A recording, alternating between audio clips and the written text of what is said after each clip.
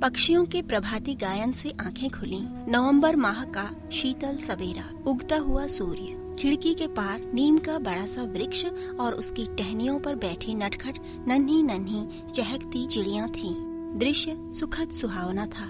कितने लंबे समय के बाद मिल पाई यह सुबह, कितनी लंबी तड़प के बाद। कुड़कुट्टीपुरम से 2 दिन और 1 रात का सफर तय करने के बाद निम्मी कल शाम ही कानपुर पहुंची है। कुक्कू उसे लेने स्टेशन नहीं जा पाए थे। उनके कार्यालय में कल ऑडिट का आखिरी दिन था। वह सीधे घर पहुंची। चाबी उसके पास थी। घर गर्द से पटा पड़ा था। मन में पिया मिलन की आशा से स्फूर्ति बसी थी और शरीर थकान से चूर था। कमर कसकर वह सफाई में जुट पड़ी। 5 घंटे बाद जब कुक्कू घर पहुंचा, घर का काया पलट हो चुका था और निम्मी की सूरत गर्द की परतों में छिपी हुई थी। वह खिसिया गई थी और करती भी क्या। विरह की लंबी काली रातें और तपते दिन, महीने बीतने के बाद जब सामने प्रियतम खड़े हों और अपनी स्थिति सड़क पर झाड़ू मारती जमादारिन से भी बदतर हो, तो भीतर खिसियाहट और छटपटाहट किस तरह एकाकार होती है, यह कल ही उसे पता चला। जब वह नहाकर निकली, कुक्कू अपने मित्रों से घिरे बैठे थे। महीनों बाद भाभी आई हैं, वे सब खुश थे। भाभी के हाथ की चाय पकौड़े खाकर वे लोग लौटे तो 9 बज चुका था। कुक्कू भी थके थे, निम्मी भी। सुबह बातें करेंगे सोचकर दोनों सो गए थे। शायद सुबह इतनी खूबसूरत इसीलिए लग रही है। अभी कुक्कू उठेंगे और अंगड़ाई के साथ निम्मी को टटोलेंगे। आज छुट्टी का दिन है। वो दिन भर घर पर रहेंगे, बस वे दोनों, कुक्कू और निम्मी। आज के दिन उनके बीच कोई दीवार नहीं होगी। न कार्यालयी पंजिकाओं के गट्ठर, न मस्तिष्क में ठुसा हुआ सूचनाओं का ढेर और न मशीनीकृत जीवन शैली। आज वे मनुष्य होंगे, पूरी तरह संवेदनाओं से भरे, प्यार की ऊर्जा ऊष्मा से भरे हुए 2 प्रेमी, बस और कुछ नहीं। अनगिनत बातें करनी है कुक्कू से, अपनी छोटी बड़ी उपलब्धियों की बातें, अपनी लगभग पूरी हो चुकी थीसिस की बातें, लगभग तय हुई विभागीय पदोन्नति की बातें, अपने एकाकी जीवन की पीड़ा, कुक्कू से मिलने की छटपटाहट, उनके पत्रों की प्रतीक्षा में बेचैन दिन और बिस्तर पर रूठी रातों की बातें। कुक्कू हमेशा से ही बहुत देर से उठते हैं। उनके उठने से पहले ही निम्मी ने नाश्ता तैयार कर लिया और उनके नहाने तक घर भी संवार लिया। कुक्कू दर्पण के सामने खड़े बालों में कंघी फेर रहे थे।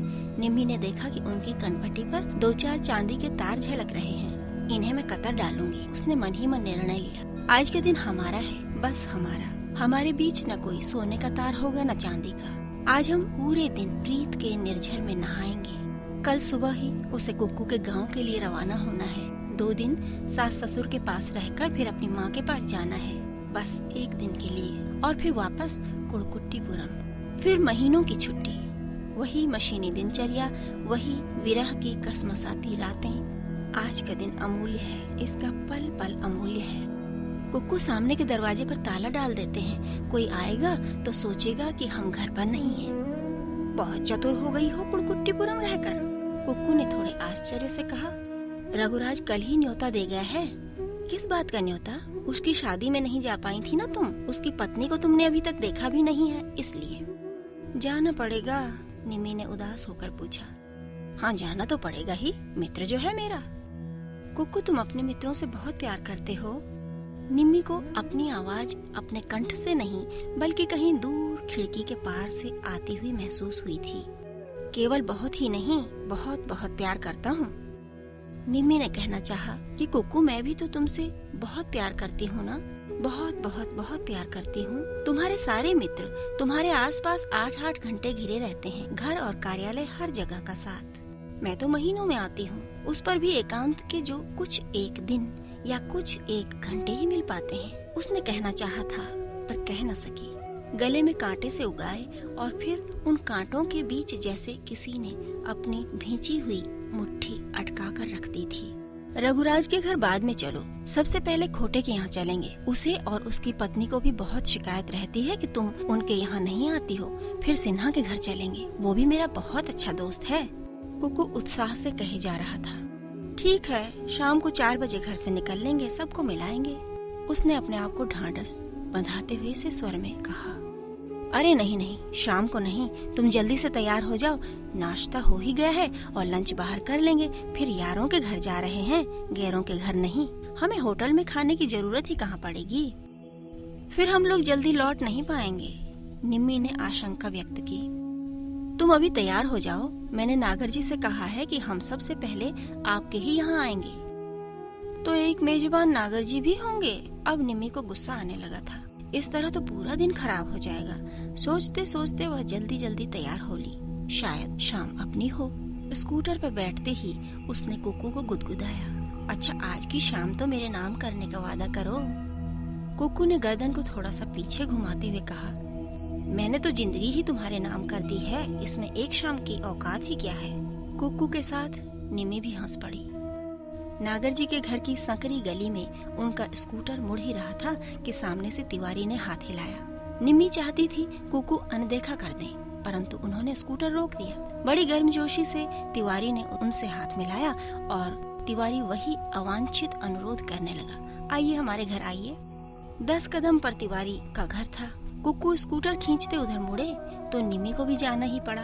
तिवारी की पत्नी धूप सेंक रही थी। कुर्सी पर दोनों पैर समेटे वे जैसे बैठी थी वैसे ही बैठी रहीं। अरे बच्चों, जरा कुर्सी लाओ अंकल आंटी के लिए। 4-5 बार पुकारे जाने पर झुंझलाए बच्चे कुर्सी रख गए।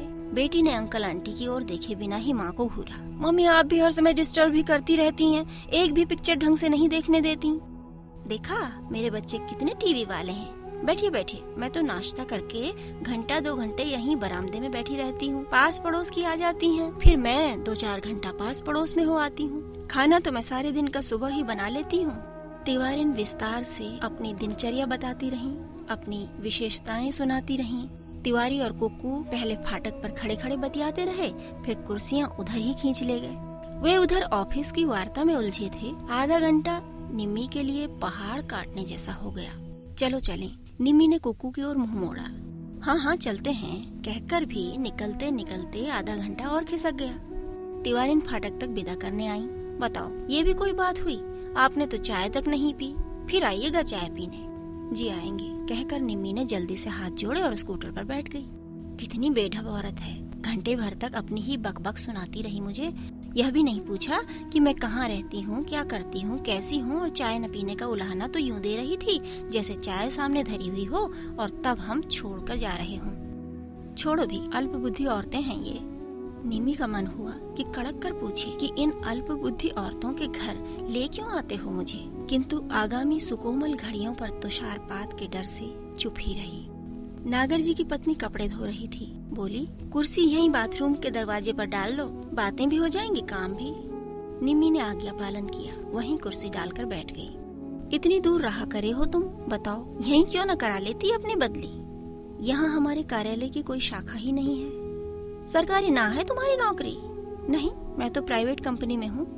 प्राइवेट नौकरी तो ना करनी चाहिए औरतों को, बड़ा खतरा हुए है। फिर इतनी दूर, बाप रे बाप, तुम्हें फिक्र ना लगे कभी? बूढ़े सास ससुर गाँव में हैं और कुकू यहाँ अकेला, कैसे रहा करे होगा, नहीं सोचती तुम? सोचती तो हूँ भाभी जी, पर इतना धन सम्मान देने वाला पद छोड़ा भी नहीं जाता। नागर भाभी चाय बनाने गईं तो निम्मी उनके ड्राइंग रूम में कुकू के पास चली गई। कुकू जूते मोजे उतारे दीवान पर तकिए के सहारे अधलेटे नागर जी से गप्पे हाँक रहे थे। निम्मी ने आंख से इशारा किया, चलें, जिसे कुकू ने अनदेखा कर दिया। चाय पीकर कुकू नागर जी के बच्चों के साथ कैरम खेलने लगे। निम्मी ने उन लोगों का घर व बगीचा देखा, उनकी बातें सुनी, परंतु अंदर से कहीं बहुत बहुत उदास होती जा रही थी वह। जब वे लोग नागर जी के घर से निकले, 1:30 बज चुका था। अब कहाँ चलना है? रोती सी निम्मी ने पूछा।